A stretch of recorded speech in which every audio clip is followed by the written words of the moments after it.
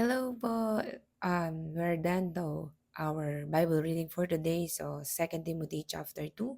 So, I will gonna share my takeaway po sa chapter 2 verse 11. Totoo ang kasabihang ito. Sabi po niya, kung tayo namatay na kasama ni Hesus Kristo, mabubuhay din tayong kasama niya.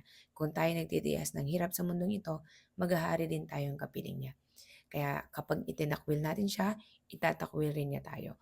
Kung tayo man ay hindi tapat, siya'y nananatiling tapat pa rin sapagkat hindi niya maaring itakwil ang kanyang sarili.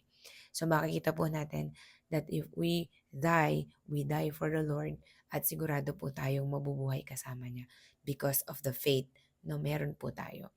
At kung meron po tayong mga pinagtitiisan at meron sigurado, that's 100% sure, tayo po ay siguradong makakapiling niya. Everything will come to pass. Matatapos at matatapos din po ang lahat ng ito. Ngunit wag po natin hayaan na itakwil po natin siya sa buhay natin because our life, our everything is the Lord. At sabi niya, kung tayo man ay hindi tapat, so itaas po ng kamay yung mga hindi nagiging tapat sometimes and most of the time, no? Siya pa rin po ay mananatiling tapat. Sa kanyang mga salita, hindi po siya nagbabago. He will surely do what He says in His Word. He has a promise and let's continue to hold on that. The Lord bless you and again po, continue to desire the Word of God in our life. God bless po.